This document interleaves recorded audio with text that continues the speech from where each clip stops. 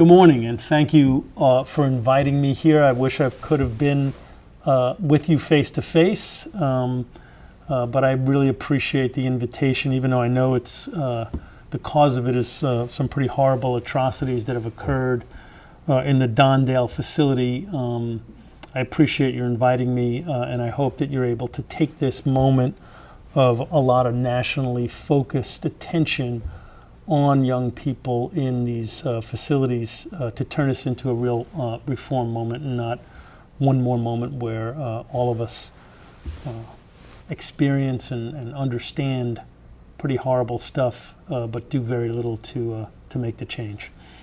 I'm speaking to you from the Columbia School of Social Work in New York City. I'm transitioning here. Next week is my first actual official week working here, but prior to this I was at the Harvard Kennedy School, where together with Patrick McCarthy and Miriam Shark from the Annie E. Casey Foundation, we did some research on the experience of young people in U.S.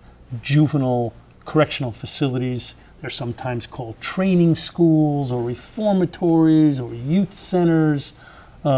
I'll try to call them youth prisons throughout my presentation to avoid euphemizing them, and because they do so resemble adult correctional facilities and prisons. So we did a systemic review of the developmental psychology, sociology around what makes young people tick, research on what the outcomes of putting kids in these facilities are.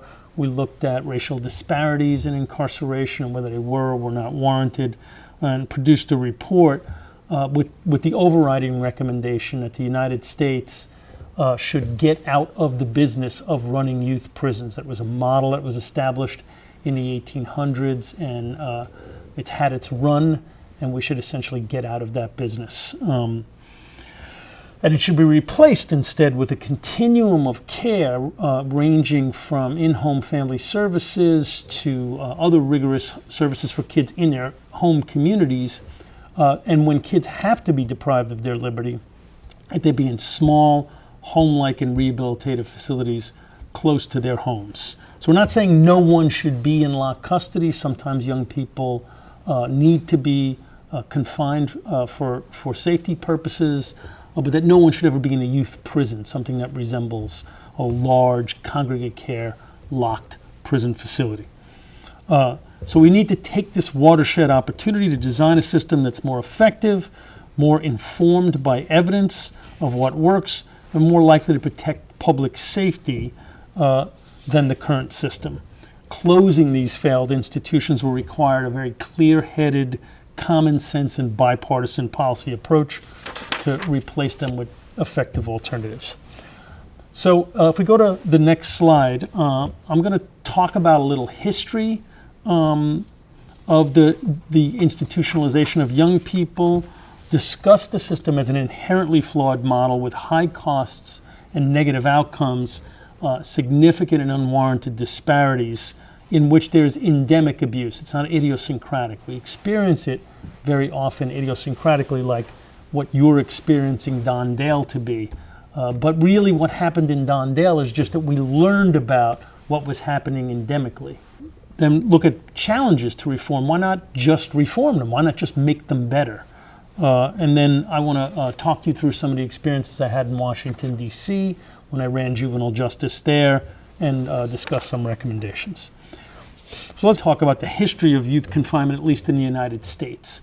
We invented for us the juvenile training school, the juvenile reformatory in the mid-1800s during a time of rapid urbanization and industrialization. Folks were moving from rural communities into cities. Irish and Eastern European kids were immigrating to the U.S., and these young people were running the streets unsupervised very often while their parents worked long hours in sweatshops and factories. The civic leaders of the time were appalled by this.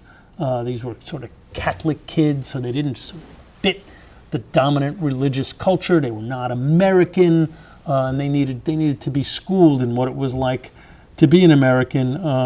And so they invented this institution, the reformatory, that would remove young people from urban areas, take them out into rural communities. They would learn good American Christian values, and we would Americanize them there. They were the subject of scandalous abuses and poor public safety outcomes right from the very beginning. They were really more modeled after their older cousin, the penitentiary, and whippings, isolation, leasing youth out for harsh labor conditions, sexual assaults were discovered and decried by advocates right from the very beginning. I'm going to fast forward to the 1990s, 1980s and 1990s. In the U.S., it was a very tough on crime era. Researchers like James Allen Fox and John DiIulio, who seemed to almost compete weekly for the tough on crime quote of the week. Fox predicted a, quote, bloodbath in about 10 years. DiIulio said that there would be, quote, 270,000 more young predators on the streets, end quote, requiring 150,000 more correctional beds. Now, this was in response to an increase in violent juvenile crime during the time, but the universal prescription at the time from politicians and some of these academics was increasing institutionalization. This was thinly, sometimes not even thinly, wrapped in racialized themes. For example, DiIulio wrote, quote, "The black kids who inspire fear seem not merely unrecognizable, but alien." Further stating that, quote, "All that's left of the black community in some pockets of urban America is deviant, delinquent, and criminal adults surrounded by severely abused and neglected children, virtually all of whom were born out of wedlock," end quote. To this dystopian assessment, he added his most durable epithet, branding America's youth as a rising tide of juvenile superpredators. This was no outlier fringe research, or when the first President George Bush established a Office of Faith-Based Initiatives, John DiIulio became his first faith czar. This had done its damage. Legislatures responded in kind. Every state in the union during the 1990s made it easier to try kids as adults, to lock kids in adult facilities, and eroded confidentiality protections. The number of kids in youth prisons in America peaked at 109,000 in 1999, despite the fact that homicides had begun declining. Homicides by youth in America are now down 83% since then. We're still digging out in the U.S. from that mischaracterization, but we have turned the corner a bit. The number of young people incarcerated in America has dropped by 53% since its peak, and 2/3 of the large training schools in the U.S., over 200 beds, have been closed during that same time period. So this sort of backlash to the juvenile court was very existential. There was really a challenge to the very existence of a juvenile justice system and a juvenile court. And you heard it in phrases like, if you do the adult crime, you do the adult time. It was really a notion that are kids different enough from adults to warrant the special treatment they were purportedly receiving at the hands of the juvenile justice system. And so there was a backlash to that backlash. And very sophisticated advocacy got organized in the U.S., where throughout the country people were fighting against kids being tried as adults, fighting against kids being locked in these horrible facilities. There was a lot of litigation, a lot of lawsuits challenging unconstitutional conditions. Some progressive legislators came on board and started to legislate against this. And that, in some ways, that's expected. What was less expected was there was a research backlash. And as some of the foundations and the Justice Department actually started putting money into answering the question, are kids different enough from adults to warrant special treatment? Well, if you go to the next slide, turns out they are. Youth are developmentally different from adults. The developmental psychology and neurobiology, brain science research has shown that the brains don't stop maturing until the mid-20s, much later than was previously thought. And that brain maturation at least correlates, some would argue causes, young people to not be as developmentally mature as adults. Anybody with kids says, duh, we needed to, sort of hire scientists to figure that out. Yeah, I guess we did. And they found some pretty impressive stuff, though.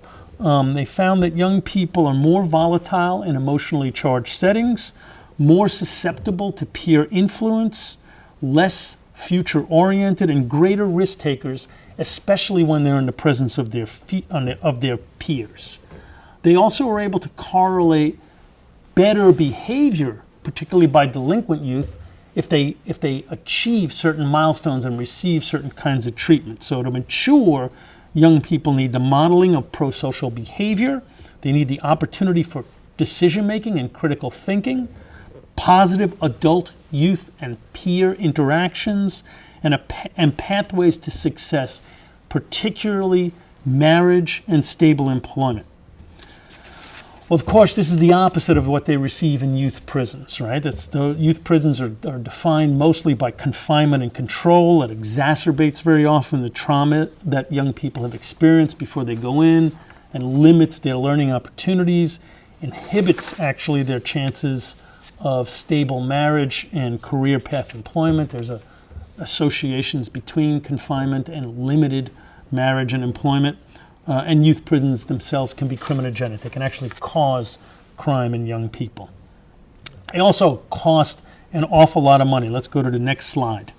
The average cost, according to a Justice Policy Institute report, to confine one youth for a year in the U.S. in 2015 was over $146,000. They have lifelong negative individual and societal costs, lost future earnings, higher spending on Medicaid and Medicare. 70 to 80% of youth coming out of these facilities are rearrested within 2 to 3 years, and more sophisticated research shows higher rearrests, higher rates of school failure, exacerbated mental illness, lowered employment prospects. Some of the costs are truly outrageous. So in California and New York, the cost per kid per year is about $250,000. Most recently, Connecticut has one remaining juvenile facility left. It's a 250-bed facility with only 43 boys in it in the year 2015, and the budget was $53 million. So it's slightly more than $1 million per kid per year. This punishment is hardly meted out equally amongst all races and class. So you can see from this next slide that Latino youth are incarcerated in the U.S. at about twice the rate of white youth. American Indian youth are incarcerated about 3 times, and African American youth are incarcerated at 5 times the rate of white youth. As the population in juvenile facilities has declined, actually, unfortunately, the racial disparities have gone up in the U.S. These data mask some even harsher rates of racial disparities that we find state by state. So, for example, in New Hampshire, African American youth are incarcerated at 37 times the rate of white youth, in New Jersey at 25 times the rate of white youth, and in Wisconsin at 16 times the rate of white youth. Aboriginal populations in the Northern Territory, by the way, make up 95% of confined youth, and they're incarcerated at 14 times the rate of white youth in the Northern Territory. Northern Territory is one of the rare places in the world that has a higher incarceration rate than the United States of America. So even though most of my conversation is about the United States of America, don't think that that you guys are immune to it. We looked further into the disparities and found that there's some more sophisticated research that shows that these disparities are not warranted by delinquency or by prior record. So one of the more sophisticated pieces of research we looked at was a meta-analysis of all gold standard research on similarly situated kids of color and white kids going through the system, and it found that 2/3 of all the studies showed some unwarranted disparities at one or more stage of juvenile justice processing. So between detention and conviction, between conviction and sentencing, between arrest and detention, at some stage, 2/3 of the studies showed racial disparities, and the effects of those disparities were cumulative. They got worse as you got deeper and deeper into the system. So let's go to the next slide. You can see that the United States leads the world. I mentioned before, if the Northern Territories were up there, they would be the top of this chart. But the United States leads the world in incarcerating young people. And you can see Australia's on the chart. The U.S. is about 6 or 7 times the incarceration rate of Australia. Go to the next slide. So we looked at abuses in juvenile correctional facilities and to see whether the experience that you've been exposed to from Don Dale, the experiences we saw in the U.S., and I'll talk about a little later in my presentation that I witnessed when I ran the D.C. system. Are these one-offs? Are these just, there's a bad administrator or the governor of that state just is a particularly mean person, or one or more of those staff were just evil people? And we found really that it's more about the nature of institutionalization, the nature of these youth prisons, rather than it is about this individual warden, that individual administrator, this individual staff member. So this slide here summarizes 2 analyses done by the Annie E. Casey Foundation that show that between 1970 and the year 2015, all but 5 U.S. states and the District of Columbia had examples of systemic or recurring maltreatment of young people in their facilities. In the year 2008, the Associated Press surveyed every institution in the United States incarcerating children. And they found that between 2004 and 2007, there were 13 allegations of physical or sexual abuse by youth against staff, that youth were accusing staff, they were alleging that staff physically or sexually abused them in facilities that were housing at the time 46,000 youth. Let me say that again because there was a lot of numbers I just threw at you. 13,000 allegations in facilities housing 46,000 youth.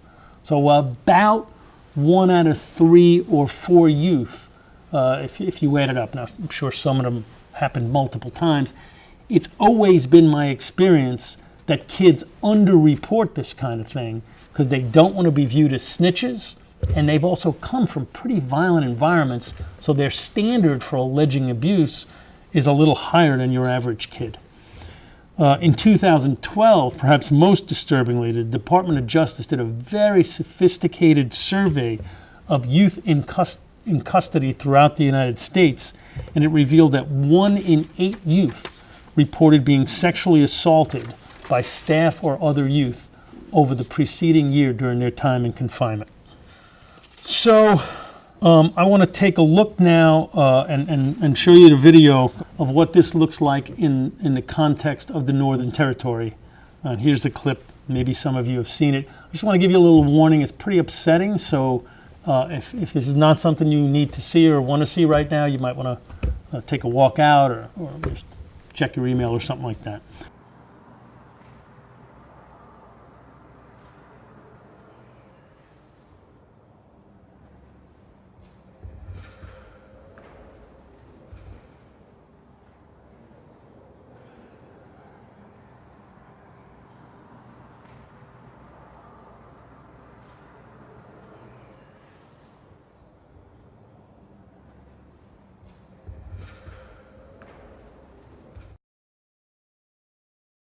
This next slide, and there's some video of Rikers Island in New York City.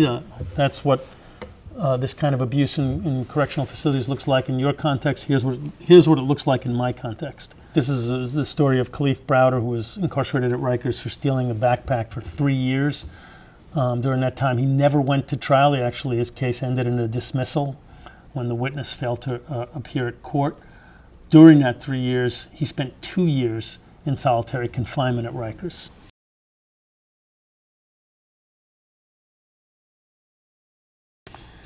Now, as this guard is opening his door, and you're going to see some abuse of Khalif in a couple of seconds, but one of the things I want you to kind of notice is how routinized this must be for this correctional officer. This man is stretching out. He's clearly pretty calm. He knows he's about to abuse Khalif. Khalif doesn't do anything. He doesn't kick him or spit at him or swing at him. His hands are cuffed behind his back. So he knew this was coming, and nothing in the guard's aspect would lead you to believe that this was coming. It looks like it's a fairly routine activity.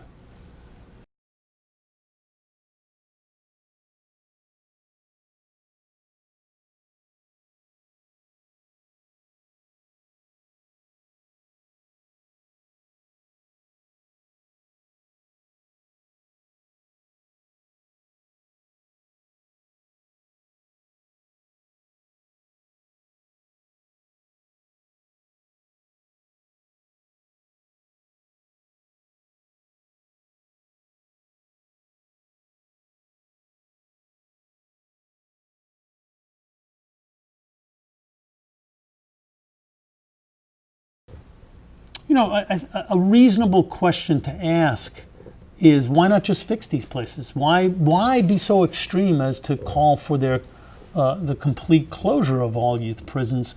Why can't we just build a better mousetrap? And this is perhaps the most difficult part of the presentation to explain, because most of you folks haven't been incarcerated in these facilities. Maybe most of you haven't had a child incarcerated in one of them, and or probably haven't worked in them. It's hard to understand how decency gradually erodes in an institutional context, and how they have a sort of life course to them that often, far too often, leads to this kind of abuse and neglect of young people. A friend and mentor of mine, Jerome Miller, who ran the Massachusetts juvenile justice system and closed all of the large locked facilities during his time there, wrote in his memoir, "Reformers come and reformers go. State institutions carry on. Nothing in their history suggests they can sustain reform, no matter what money, what staff, and programs are pumped into them. The same crises that have plagued them for 150 years intrude today. Though the cast may change, the players go on producing failure." Correctional historian David Rothman put it more succinctly and perhaps better: "When custody meets care, custody always wins."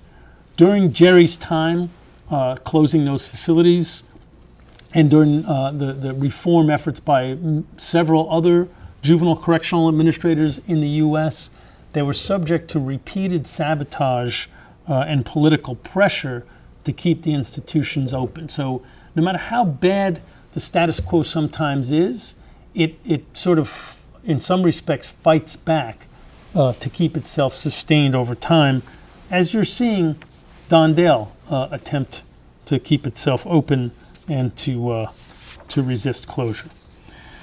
So let's go to the next slide. I'd like to now just spend a little time, maybe talking to you about my time running the Washington, D.C. Department of Youth Rehabilitation Services, to bring some of the data from the report and some of the conclusions we came to life. And then I'll close with some examples of places that are substantially de-incarcerated. So I took the job running the Washington, D.C. Department of Youth Rehabilitation Services, DYRS I'll call it, in 2005. When I was brought on, I was the 20th director of the department in 19 years. That was 19 years during which there was class action litigation and court oversight due to unconstitutional conditions at the facility. In the year before I got there were actually 4 different directors of the department. The plaintiffs in the case made a motion to put the department into receivership, which meant they would have taken it over. The court would have actually run the system instead of the mayor. And during that time, a inspector general report, not unlike your royal commission, took a look into conditions in the facility. And this was all before I got there. And what they found was just nothing short of scandalous and hair-raising. The physical plant in the facility had deteriorated so badly that rats and cockroaches were crawling on the kids at night, and the kids, photos of where the kids had been bitten. They would take their shirts off at night and stuff them into cracks to keep that from happening. The boilers were so unregulated and unregulatable that if you slept in a room close to the boilers, you were in a steaming hot room. And if you slept far away, you were in a freezing cold room. This was particularly important in an institution of this sort because kids are on psychotropic medication, and a lot of the kids have asthma. And if you're in a very hot room, you could die if you're on psychotropic medication or if you have asthma. Drugs were so prevalent in the facility. There was one particular staff member who we learned was the salesman of those drugs, that kids would often test positive for marijuana after they had been in the facility for a month, who came into the facility clean, because we tested everybody upon coming into the facility. Abuse was rampant. There was a particular goon squad made up of former football players who are now correctional officers, who, when kids would be unruly, would beat them senseless and stick them in their cells, often stripped naked. Sexual abuse was rampant. One staff member actually married one of the kids a week after he got out of the facility. Staff were sexually pressuring not just kids, but one another. Young women who came on to work for us found not long after coming on to work that if they didn't put out for their supervisors, they might find themselves in a compromising position with a bunch of boys in the facility with no one coming to their aid. I'm going to take you through some of the photos now. Once you go to the next slide, you can see what the facility looked like, sort of harsh, razor wire, stark rooms. The rooms look like a cell with bars on the windows. There's metal furniture bolted to the walls and a thin mattress on the bed. This is just another view of it. This is a window into the room. What's interesting about this to me is this is one of the nicest windows we had. Many of the rooms, the windows were scratched so much by the kids who were locked in them for so long that you couldn't even see in the room anymore. Kids often were locked in a room for so long, and some of the rooms had bathrooms, but many of them didn't, that they would urinate or defecate in their cells because the staff wouldn't come quickly enough to let them out of the room. These are heavy, indestructible furniture that people often buy in U.S. correctional facilities out of these corrections magazines that are so heavy you can't move them and so indestructible that they never go away. So you can see the sort of filthy and disgusting graffiti that was carved into them over the years by sort of enraged young people. And staff just sort of routinely sat kids on these. There's no thought that this might be something that you shouldn't put a young person on whose life you care about and who you want to turn around. And this next slide pretty much says it all. One thing that's interesting about this, some kid wrote this on the wall with toothpaste. I had to point this out to staff 4 separate times to ask them to clean it off the wall. before they finally cleaned it off the wall. So this was the sort of hand I was dealt when I started there. In the U.S., the state of Missouri has done the most to improve its juvenile justice system, which you might find odd from outside because of all the riots in Missouri over racial disparities in the criminal justice system. But their juvenile justice system is bar none the best in the United States. A long time ago, they closed down all their juvenile facilities and went to all their large facilities and went to small, very decent, very rehabilitative, very home-like facilities close to where kids lived. So not distant stuff out in the country. And many of their staff had just retired when I came on, so we hired a bunch of them to serve as consultants with us, and sent our staff for a month of training on how to, work with young people, to turn their lives around, normalize the environment, and as part of that process, while those staff were out at training, I basically closed one unit at a time, took the whole unit staff, sent them down to a training facility, and rehabilitated the unit as much as we could to try to make it more beautiful and make it more normalized, and brought volunteers up from the community. The mayor came up, members of the city council, judges, family members. We even had Maya Angelou come up, and it was really terrific. It was sort of like, we want you to not disown these kids. We want you to own these kids. These kids are going to be living in your community for a really long time. They're only young people. We want you back here helping them out. And so, remember, it wasn't a great facility, so it's you're not going to be startled by the next pages, but it was a pretty dramatic improvement.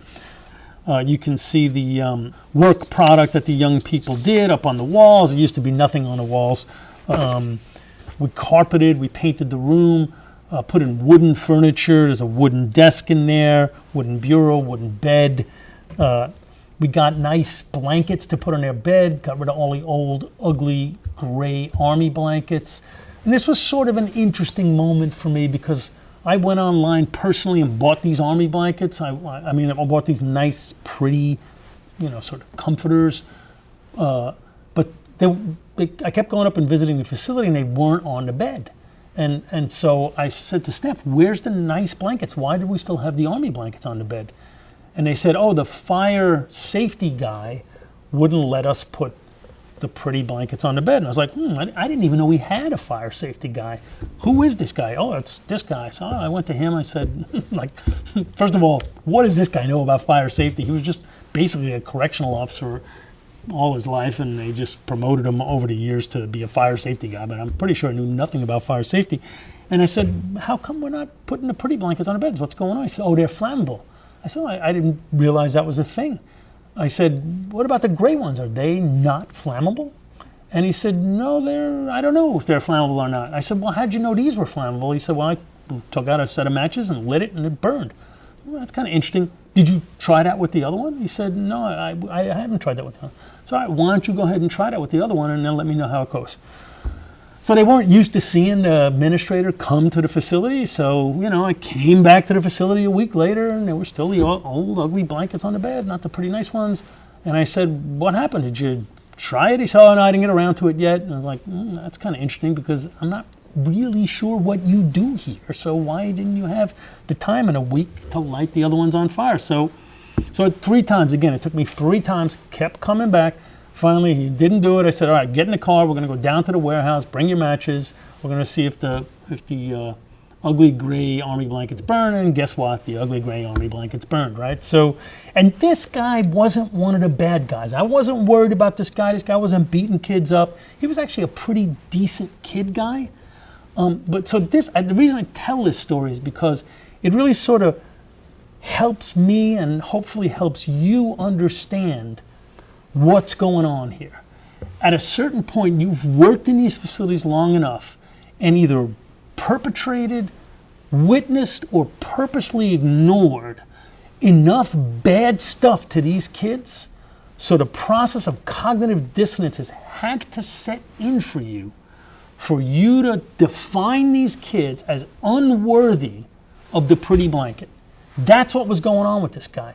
If you went to this guy's house on a Sunday and watched a football game with them, if you went to church with him, he was coach of his kid's soccer team, this guy's a regular guy. Don't think of him, and don't think of those people in a Don Dale video as uniquely evil. If you do, you're never going to get on the other side of this issue. They are not uniquely evil. They're uniquely normal. They are just the rest of us with 20 years in a nightmarish system like this. Unlike the kids who come and go relatively quickly, who get damaged by this, these folks that you're seeing perpetrating this kind of damage have been damaged over years and years and years of participating and being indoctrinated to this kind of behavior. They didn't come in this way by and large. That's why these places have to close. If you go to the next slide, you can see this picture of Maya Angelou getting a plaque from one of the kids. Just look at Maya Angelou juxtaposed against that razor wire behind her. It's truly incredible. We gradually started to normalize the kids, also started to build on their assets. So this next slide is a picture of 5 of our young people giving testimony to a Harvard professor, Charles Ogletree, who was gathering information. This is shortly after President Obama was elected, gathering information from experts around the country on how to improve juvenile justice in America. And they invited me to speak, and I said, no, instead of me speaking, why don't we have some of our kids speak? And so they were the opening panel, actually, at this conference, and they were truly fantastic. Part of our approach to sort of improving outcomes for the kids was, like I said, building on their assets and letting them realize and giving them opportunities to show those assets off. So one thing we did was we built a ropes course inside the facility, which had to involve a tremendous number of skills. We did it jointly with Gallaudet University, which is in Washington, D.C., and is a school for deaf college students. So in order to be able to pull this off, the kids had to learn to sign and how to use pile drivers and construction equipment to build this ropes course. We played football. We always played football, by the way. That's one thing we were really good at because a lot of the guys were former football players. We always made it to the playoffs, and we would forfeit the playoffs because all of our games were inside the facility, and we were playing against D.C. public schools, and they wouldn't let the finals be played in a correctional facility that was going to be in the community. So we would make it to the finals and forfeit. The year I was there, we went to the finals. We just authorized a ton of overtime. Staff guarded the facility.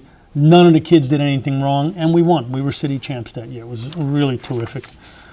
This is a photo of the mayor. That's the mayor right in the middle there. You can see me with my head popped up way in the back. And this was a performance at the Folger Shakespeare Library. Our kids participated in the competition that the Folger does every year and won. We were the best ensemble, and Our Lady Macbeth won Best Actor. All that having been said, all those improvements, you can see our maintenance guy locking Oak Hill, which was the facility, continues to be the proudest day of my professional career. So while all that was happening, we were designing and building a new facility, and we really wanted this to be a new beginning, and that's what we named the facility, New Beginnings. And we wanted it to be dramatically different, only to be as secure enough as it was required to keep kids in secure custody, but to try to have design elements that would normalize and naturalize the environment for the kids as much as we possibly could. So if you take a look at this sort of landscape that of the new facility, you can see it's wildly different than what was in the previous facility. Looks more like a college campus. This is a picture of the day room, lots of light, comfortable furniture that a normal person would sit in, not correctional furniture, all carpeted. By the way, that soft furniture and the carpeting means an awful lot in these correctional facilities because it really reduces the din one of the things that it's hard to describe how loud these places are, and I think that sort of creates tension and trauma for everybody, again, for the kids and for the staff who have to work in it. This is a photo of my chief of staff giving some people a tour of one of the kids' rooms. A couple of design elements I'd just like to point out. The window that has that star on. First of all, the kids could put stuff up on the walls. They weren't allowed to put stuff up on the walls in the previous place. If you look at that window that has a star on it, that window is openable by the kids. You rarely are able to open your own window in a correctional facility. Just returns a little power and control back to the kids. That wall on the right side of the photo is painted with blackboard paint. It's chalkboard paint. Turns the wall essentially into a chalkboard. And then we just gave the kids buckets of chalk. And you can see this kid was actually a pretty good artist. And there's Maya Angelou down at the bottom there. So her appearance there was obviously pretty impressive to him. We had graffiti issues in the previous facility. I'm sure Don Dale must, everyone does. Once we put those blackboard walls up and gave the kids chalk and said, knock yourselves out, do whatever you want on that wall, we had no more graffiti problems. The other design feature, it's hard, you can't really see it because it's the door that you're not seeing. We had issues, as I said earlier, with the kids urinating and defecating in their cells. It was always difficult to know whether the guards were doing that to humiliate the kids or whether they just couldn't get to the door by the time the kid needed to go to the bathroom. So when we built this, we put a button in the rooms so that you could get out of your own cell. So the door would close at night, the doors would all lock. If you needed to go to the bathroom at night, you would hit the button, a little light would go on outside, and a small ding so that staff would know you were coming out so you didn't surprise them. All the other buttons for all the other kids in the room would be disabled so that 10 kids couldn't rush out on staff all at one time at night. Kid would go out and do his business, he'd return, close the door, and then that would enable the other buttons in case any other kids had to go to the bathroom. We told the staff, guess what's going to happen when this first opens up? All the kids are going to push the buttons. It's what you would do if you were locked into a room. Just take a breath. Don't overreact. They'll stop pushing the buttons. They're 16 years old. They shouldn't really have to go to the bathroom in the middle of the night. And they'll stop going to the bathroom in the middle of the night once it doesn't get a rise out of you anymore. This next shot is a photo of one of our young people in our metallurgy class. It was an interesting project. We got the police to donate a bunch of guns to us that they seized in crimes or that they bought back in these gun buyback programs. And then we hooked up with the Blacksmiths Association of the Middle Atlantic States, who even knew such a thing existed. And they took all these guns and they turned them into artwork, and they called it the Guns to Roses program. And then they interacted with victims groups who had lost loved ones. Many of the kids themselves had been shot or had lost loved ones themselves. So those were really interesting, and I thought uplifting meetings between the victims and the kids. And this metallurgy work, creating artwork out of these guns, was a really meaningful way for the kids to be able to sort of express themselves, and particularly traumatized young people have a hard time expressing themselves. This is our fantastic gym. Once we had this and had these great stands, we started having basketball competitions. We competed against other schools, but also the city council, who was now so interested in this, because now there was a reform, so people started to pay attention as the story started to change about a department that was doing nothing but bad stuff to a department that actually was doing some good stuff. City council organized a series of basketball games during which council members and their staff played against the kids. They were only going to have one game. They ended up having 9 games. Several of them went to overtime, and we won 5-4. Not that I'm really that into winning, but it was kind of nice to win to 5-4. This next one is a 125-seat auditorium that we had. There were only 60 kids in the facility, but we wanted them to put on music, have plays, graduations. We wanted their families to come, so we would rent buses to bring their families up to the facility so that they could, see their kids perform just like any of you would want to see your own kids perform. This is the outside of the theater, the back of the theater. We got some money up for a mural. The kids selected the muralist. They talked through what they wanted with him, and then when the time came to install it, the young people were involved at every stage of the installation process. And this is just a farewell shot.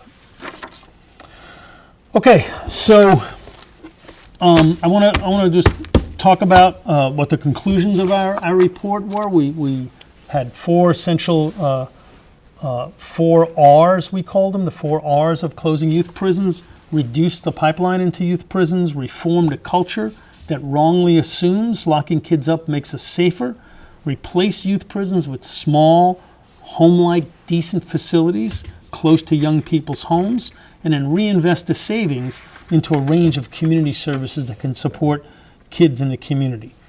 In the paper, which you'll see a link to at the end of the presentation, we give several examples from California, Missouri, New York City, Ohio, Texas, Virginia, and Washington, where states have done stuff like this. I'm just going to take you through one, the Texas example, just because it's so unusual. People think of Texas as being so tough on crime, and indeed Texas was. 2007, there was horrible sex scandal in Texas's youth commissions. There was ritualized sexual abuse of kids up to and including the wardens of the facilities, and it was all orchestrated with the wardens and the correctional officers in the facilities. It was truly outrageous. The Texas legislature was shocked, rightfully, and acted forcefully. They banned low-level kids from coming into the facility, so nobody could get placed in the Texas Youth Commission for misdemeanor offenses. They limited stays to your 19th birthday, at which point you were released. It used to be 21. They closed 8 facilities out of 11, saving $150 million a year. They took $57 million of those savings and sent it back to the counties so the counties could buy services and programs for the young people. So one could rightly ask, what were the results of this? Was this a jailbreak? Did kids all of a sudden start running the streets of Texas? Was it? The answer to both of those were decidedly no. You can see there's a 38% decline in the number of youth incarcerated in Texas. That was accompanied by a 49% decline in youth arrests. By comparison, during that same time in Texas, there was only a 2% decline in adult incarceration and a much more tepid 8% decline in adult arrests.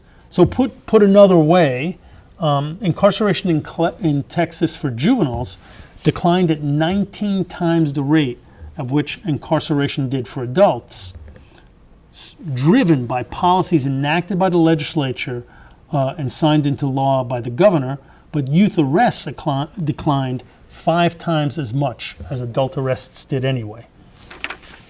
So the question you have to ask yourself in the Northern Territory and Australia is, can you replicate some of the changes that have gone on in the U.S.? Can you eliminate this youth prison model, allocate the money that you save to a network of community programs for your young people, and then just have small and decent facilities that provide rehabilitation for your youth in an environment that any of you would feel okay about putting your own child? I think that needs to be the standard by which you judge whatever reforms you enact. Thank you very much for your time, and I appreciate, again, the invitation.